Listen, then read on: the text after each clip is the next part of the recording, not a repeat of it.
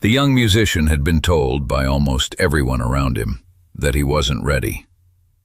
Kenny Rogers heard him play for 3 minutes and then told him something nobody else had.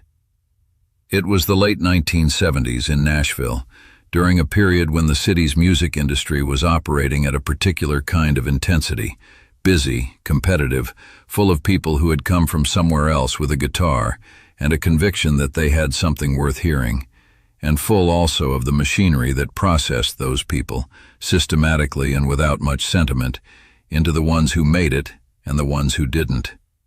The ratio was brutal and everyone knew it. For every musician who found a session gig, a publishing deal, a record contract, for every person who ended up, eventually, with their name on something that got played on the radio, there were dozens who spent years in the same hallways, the same auditions, the same conversations that ended with some version of the same answer.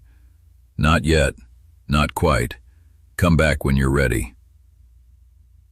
The young musician in this story had been hearing that answer for longer than he wanted to admit. He wasn't a child. He was past the age when people treat inexperience as charming and potential as sufficient. He was old enough to know that the industry's patience had a ceiling, that there was a point past which promising stopped being a compliment and started being a polite way of saying something less generous. He had talent. The people who heard him play consistently said so. But talent, in Nashville in the late 1970s, was not the scarce resource. Talent was everywhere. What was scarce was the combination of talent and timing and connection and luck that turned a musician who could play into a musician who did, professionally, sustainably, in a way that allowed them to stay in the city and keep trying.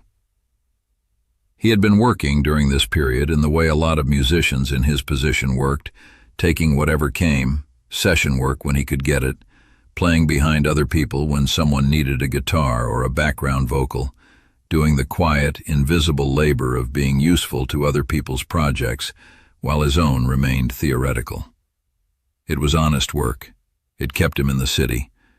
But it wasn't what he had come to Nashville to do, and he knew, on the bad days, that the gap between where he was and where he wanted to be wasn't closing the way he'd once believed it would. The day he ended up in the same building as Kenny Rogers was not a day he had planned around. He had been called in for a session, a minor one, replacing a musician who had canceled, the kind of last-minute booking that came through connections and favors rather than reputation. The studio where the session was happening was a serious one, the kind of facility that booked artists at a different level than what he usually worked with, and he had arrived early, the way he always did, partly out of habit and partly because arriving early was one of the few things a musician in his position could do to signal that he took the work seriously. He had been waiting in a common area, one of the informal spaces that studios of that era kept near the session rooms, where musicians could warm up, go over charts, wait for the engineer to be ready, when he heard something happening in the next room over. Not a session, not a formal recording, something looser than that. The sound of musicians working through material informally, the way they do when they're preparing rather than performing. He had learned over years in studios not to pay too much attention to what was happening in adjacent rooms. It wasn't his business, and in a world where reputation moved through word of mouth and first impressions lasted, being caught listening to someone else's session was the kind of thing a young musician couldn't afford.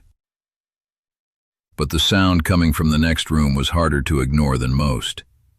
Something about the way the guitar parts sat against each other, the particular approach to the chord changes, pulled at his attention even while he was trying to keep his focus on his own chart. He sat with it for a few minutes, listening without quite meaning to, until the session in the adjacent room paused for whatever reason sessions pause, and the door between the two spaces opened briefly. Kenny Rogers was standing in the doorway, not performing, not being recognized, simply standing there the way people stand in doorways when they're between things, one hand on the frame, glancing at the room beyond with the casual, unhurried air of someone who has spent enough time in studios that any particular studio feels like every other studio. He noticed the young musician almost immediately. There weren't many other people in the room. And he did what, by several accounts, Kenny Rogers routinely did when he encountered someone he didn't know in a professional setting. He acknowledged him. Not elaborately, not with any particular warmth yet, just a nod, the simple recognition that another person was present. The young musician said something. He would never be entirely sure, later, exactly what he said, only that it came out faster and less composed than he intended, the way words come out when you're not expecting to have to use them. He introduced himself. He said he was there for a session. He may have said something about the music he'd heard coming through the door, some quick, honest admission that he hadn't been able to stop listening. Kenny looked at him for a moment. Then he asked what he played. The young musician told him, and then, because the session he was waiting for hadn't started yet, because the room they were standing in was quiet and there happened to be an instrument within reach, because sometimes things happen for no better reason than that all the conditions are present for them to happen, Kenny asked him to play something.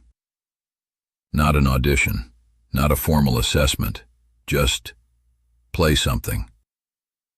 The young musician played. He played for about 3 minutes, one of his own pieces, the kind of thing he'd written for himself rather than for anyone else, the kind of music that comes out when a person isn't trying to fit a format or meet an expectation, but is simply playing what they actually hear in their head. He played it the way he played when he was alone, which is to say without the self-consciousness that crept into his playing when he knew someone was evaluating him. And this was the strange thing about those 3 minutes, the thing he would try to explain later and never quite be able to.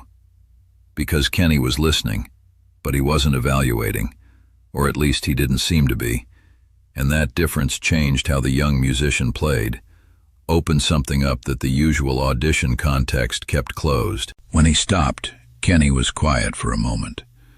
Not the polite quiet of someone preparing a diplomatic response, but the quieter quiet of someone actually thinking. And then he said something.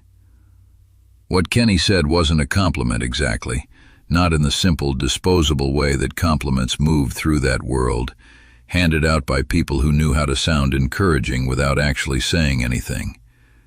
It wasn't encouragement in the general sense, the kind of thing you say to someone when you want them to feel better without committing to any specific belief in them. What Kenny said was more precise than that, and more useful. He told the young musician what he had just heard, specifically in those 3 minutes, what worked, where it worked, and why it worked, in terms that assumed the musician was capable of understanding the analysis rather than just needing to be told he'd done well. And then he said the thing that nobody else had said. He told him that the reason the music worked was the same reason it probably wasn't getting him through doors.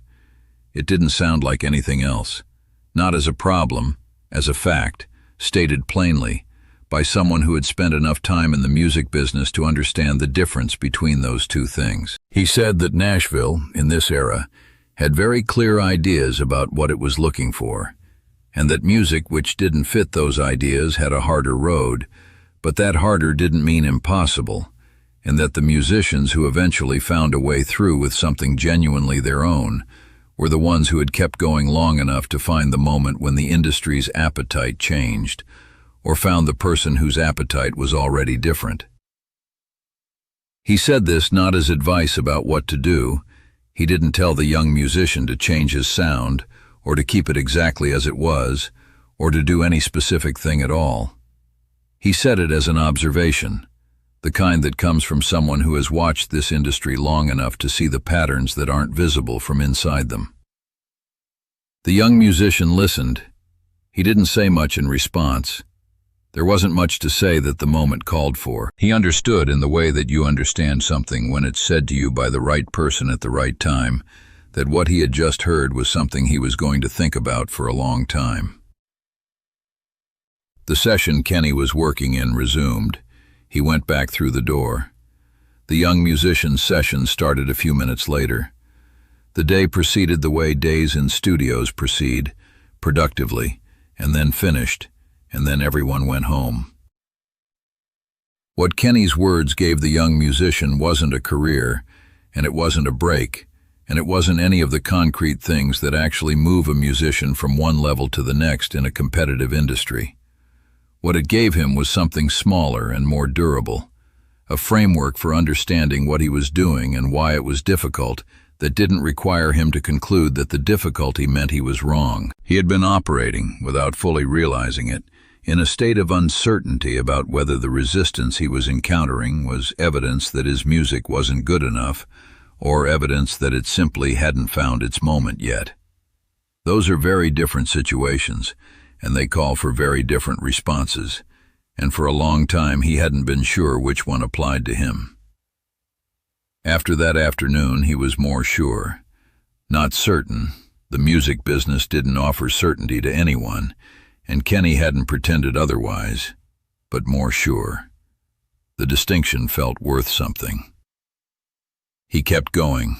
He stayed in Nashville. He kept writing the music that didn't sound like anything else, and eventually, not quickly, not easily, but eventually, some of it found its way into the world, in one form or another, in the quiet, incremental way that things find their way in that industry when the person making them refuses to stop. For Kenny Rogers, the afternoon was probably unremarkable in the way that these small encounters are unremarkable to the people who initiate them. He had stopped to listen to a young musician play. He had said what he thought. He had gone back to work.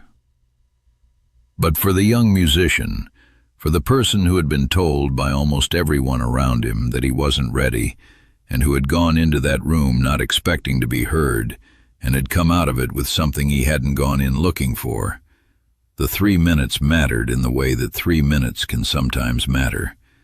Not because anything changed immediately, but because something shifted, quietly and permanently, in how he understood what he was doing and whether it was worth continuing to do it. That's the part of Kenny Rogers' story that almost never gets told. Not the hits, not the awards, not the record-breaking chart runs or the Las Vegas marquees. Just a doorway and a question.